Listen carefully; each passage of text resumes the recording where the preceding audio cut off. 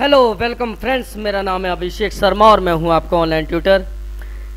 Excel के formula के series के लेसन नंबर 5 में आपका स्वागत करता हूं और आज मैं आपको बताऊंगा अकाउंटिंग के जो फिनेंशियल फार्मूला फंक्शन के सीरीज नंबर 2 के बारे में।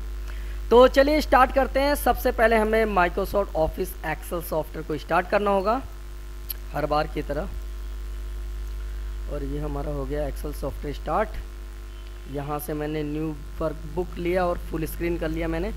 और यहाँ पे फॉर्मूले पे जब हम जाते हैं तो यहाँ पे आ रहा है फिनेंशियल का ऑप्शन, फाइनेंशियल, और इस पर जब हम क्लिक करते हैं तो मैंने यहाँ पे ये जो एक्रेंट और एक्रेंट एम था ये मैंने आपको पहले ही बता चुका हूँ।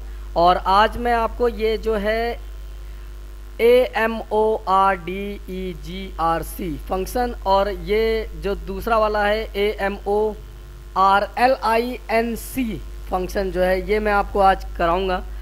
तो उम्मीद करता हूँ आपको पसंद आएगा। और चलिए स्टार्ट करते हैं ज़्यादा समय न लेते हुए। तो सबसे पहले हमें करना क्या होगा, सबसे पहले हमें करना होगा, हमें हेडिंग बनाना होगा हर बार की तरह।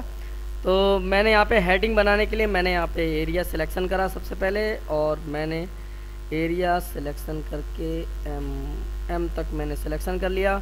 और यहाँ पे मैंने मर्ज का ऑप्शन पे क्लिक करा और यहाँ पे मैंने लिखा excel formula with series training. और उसके बाद यहाँ पे हम लिखेंगे फिनेंशियल फॉर्मूला, जो हम फाइनेंशियल भी कहते हैं, फाइनेंशियल फॉर्मूला सीरीज। और उसके बाद यहाँ पे मैं आज आपको सिखा रहा हूँ पार्ट 2।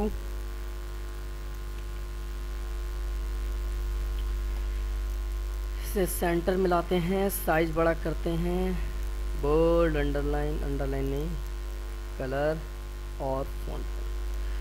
चलिए जी, ये हो गया हमारा। उसके बाद यहाँ पे क्या करना है हमें, मैं सबसे पहले यहाँ पे क्या करता हूँ, एक लाइन सिलेक्शन करते हैं इस एरिया का, और सिलेक्शन करने के बाद इसे भी मर्ज कर लेते हैं। और यहाँ पे मैं उस फॉर्मूले का नाम लिख लेता हूँ। तो फॉर्मूला में आता इक्वल AMORDEGRC। वैसे इसका कोई प्रोनाउंसिएशन मुझे ढंग का मिला नहीं तो इसे आप ऐसे भी कह सकते हैं, अमोर्ध GRC, अमोर्ध GRC। तो अमोर्ध GRC फंक्शन हम पहले फॉर्मूला चलाएंगे और यहाँ पे मैं लिख लेता हूँ फॉर्मूला अमोर्ध GRC, AMORDEGRC फॉर्मूला। तो यहाँ से मैं इस पर कलर कर लेता हूँ और अब मेन काम चालू होगा हमारा हर बार की तरह। तो यहाँ पे हमें कुछ हेडिंग्स लिखने होंगे, तो मैं पहले सोच लेता हूँ क्या लिखें। हाँ, तो यहाँ पे मैंने लिखा सबसे पहले सपोज डैट कंपनी, COMPANY। और उसके बाद यहाँ पे हम लिखते हैं प्रोडक्ट, और उसके बाद यहाँ पे हम लिखते हैं प्रोडक्ट वारंटी। ओके, मैं बाकी इसके बारे में डिटेल अभी समझाऊंगा आपको एक एक करके। और यहाँ पे हम लिखते हैं क्वांटिटी के बाद यहाँ पे हमने लिखा नेक्स्ट, डाल दिया सपोज दैट पर पीस। और उसके बाद यहाँ पे हमने लिखा प्रोडक्ट कोस्ट, COST। और उसके बाद यहाँ पे हमने नेक्स्ट हेडिंग में यहाँ पे हम टाइप करते हैं प्रोडक्ट कोस्ट के बाद डेट ऑफ परचेज, PURCHASCD। और उसके बाद हम यहाँ पे डालते हैं फर्स्ट ऑफ, या तो हम डाल देते हैं फर्स्ट पीरियड, PERIOD। उसके बाद हम डालते हैं साल्वेज, SLVSGE, साल्वेज वैल्यू। और उसके बाद हम यहाँ पे डालते हैं suppose that switch the product, PRODUCT। और उसके बाद हम यहाँ पे डालते हैं डिस्क्रिप्शन, डेप्रिसिएशन रेट डालना है हमें, डिस्क्रिप्शन नहीं, तो डेप्रिसिएशन की spelling depreciation I think so, एक बार आप चेक कर लेना, शायद गलत भी हो सकता है। Depreciation rate. उसके बाद नेक्स्ट हम लास्ट में आएगा आपका AMO, यहाँ पे जो लिखा हुआ है इस जगह AMO RDEGRC, और यहाँ पे हम डाल देते हैं वैल्यू। अब ये कैसे निकालेंगे और क्या क्या करना है, ये सभी चीज़ मैं बताता हूँ वन बाय वन आपको। यहाँ पे कंपनी का नाम मैंने सपोज दैट लिखा SCL, ओके, और कंपनी का जो प्रोडक्ट है वो है SCL का कंप्यूटर।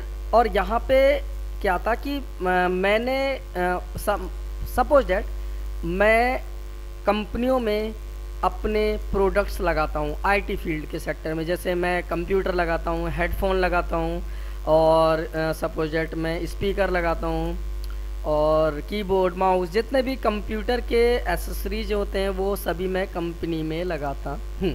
तो मैंने SCL के कंप्यूटर एक कंपनी में लगाए। अब कंपनी को मैंने वारंटी दिया कि 12 मंथ्स की वारंटी है। कितने दिन की? 12 मंथ्स की। अब कितने कंप्यूटर मैंने लगाए, अब कितने कंप्यूटर लगाए उनके यहाँ पे आपको क्वांटिटी डालनी। तो सपोज दैट मैंने कंप्यूटर वहाँ पे लगाए, एक कंपनी में लगाए, मैंने पहले से भी लगे हुए थे और मैंने बाद में लगा दिए सपोज दैट 15 कंप्यूटर। अब एक कंप्यूटर का प्राइस यहाँ पे डालना है।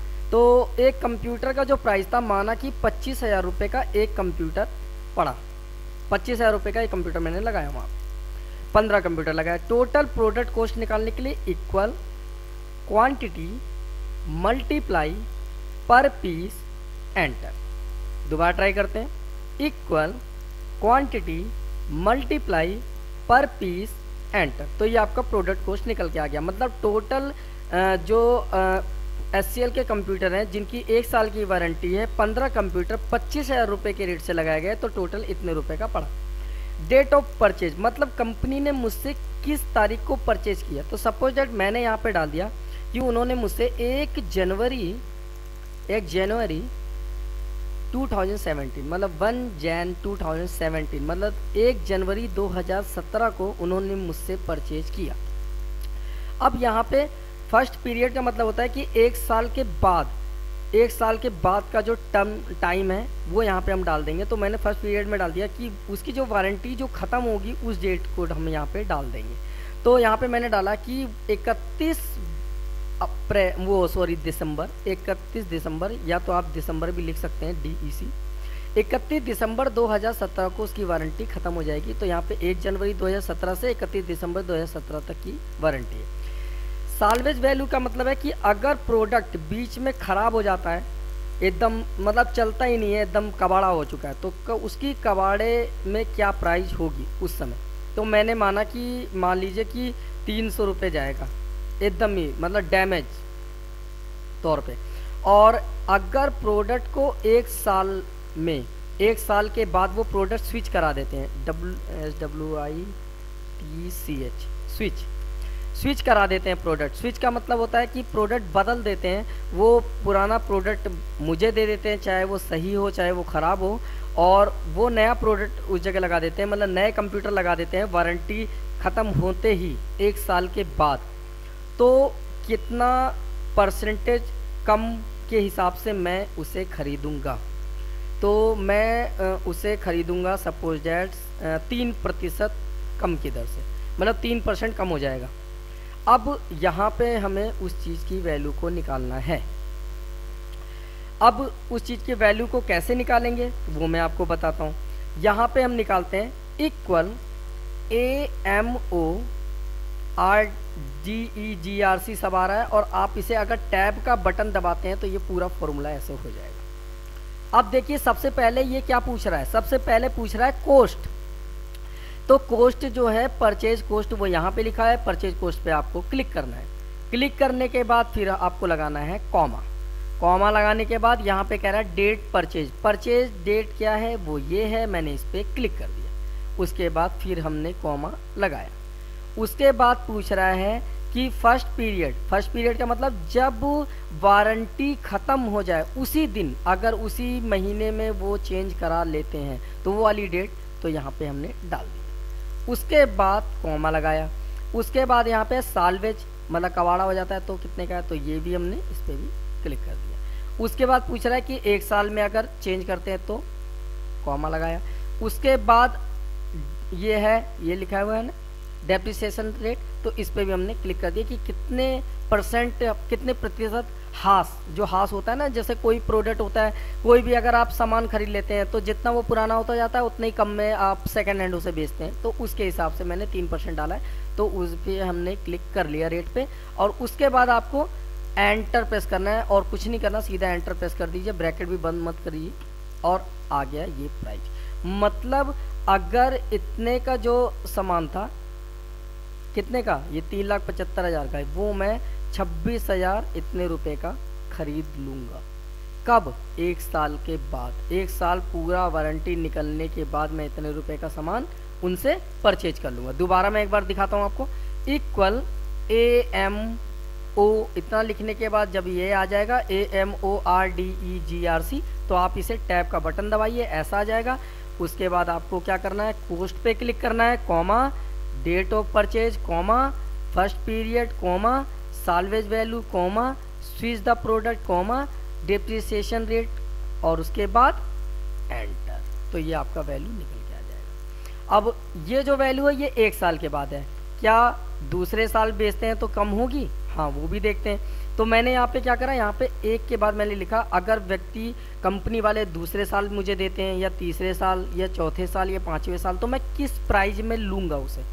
तो बाकी चीज़ें ये जो है ये हम 12 मंथ कंप्यूटर यहाँ से लेकर यहाँ तक हम इसे सेम रहने देते हैं। तो इसे मैंने क्या करा, ये 25,000 तो मैंने यहाँ से लेकर 25,000, तो यहाँ से लेकर यहाँ तक का मैंने एरिया सिलेक्शन करा और कंट्रोल D प्रेस कर दिया, तो यही प्राइस सारा चीज़ सेम आ गया। अब यहाँ पे क्या करना है, मैंने इस एरिया को सिलेक्शन करा, मर्ज, इस एरिया को सिलेक्शन करा, मर्ज, और इसे मैंने इस पे क्लिक करके एंगल चेंज कर लिया। मैंने इसका एंगल ऐसा कर दिया और इसका मैंने इसे सेंटर में कर दिया। इस पे क्लिक करके इसे भी मैंने सेंटर में कर दिया, थोड़ा सा अच्छा लगेगा। और यहाँ से यहाँ तक सिलेक्शन करके इस पे भी मैं कलर इफेक्ट डाल देता हूँ और यहाँ से यहाँ तक सिलेक्शन करके मैंने इसे ऑल बॉर्डर पे क्लिक कर दिया। अब इन सभी का एरिया सिलेक्शन करा और इन्हें भी मैंने मिडल में कर दिया ताकि ये सारी चीज़ें मिडल में आ जाएं। और प्रोडक्ट कोस्ट जो है ये पर पीस, ये प्रोडक्ट कोस्ट है, इसे भी मैंने इस पर क्लिक करके करेंसी में कर दिया चेंज। और ये भी आपका करेंसी है तो इसमें भी मैंने करेंसी में चेंज कर दिया, और ये भी करेंसी में है तो मैंने इसे भी करेंसी में क्लिक करके चेंज कर दिया। लेकिन ये 3% है तो सभी को मैंने कंट्रोल D करके इसे भी 3% कर देते हैं हम, कंट्रोल D। और लेकिन साल के हिसाब से क्या चेंज होता है वो देखते हैं, इसे हम ड्रैग करते हैं और देखिए चेंज हो गया।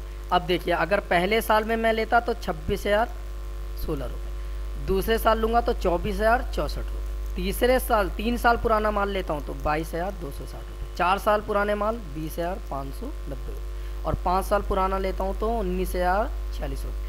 इस हिसाब से आप नीचे तक डाटा ड्रैग करके जितने साल तक निकालोगे उस हिसाब से आगे जाके शून्य ही हो जाना है। बाकी वैल्यू जो ये है वो 5 साल तक नॉर्मली पुराना लोग खरीद बेच लेते हैं, इसलिए मैंने 5 ईयर तक का निकाल के आपको दिखाया। तो उम्मीद करता हूँ ये वाला फॉर्मूला आपको समझ में आया होगा और पसंद भी आया होगा कि कोई भी प्रोडक्ट अगर हम परचेज कर लेते हैं और उसे हम प्रोडक्ट को सेल करते हैं तो उसकी डेप्रिसिएशन वैल्यू निकालने के बाद वो प्रोडक्ट कितने में जाएगी उस हिसाब से मैंने यहाँ पे आपको निकाल के दिखाया है। और अब हम बढ़ते हैं आगे की ओर। तो मैं क्या करता हूँ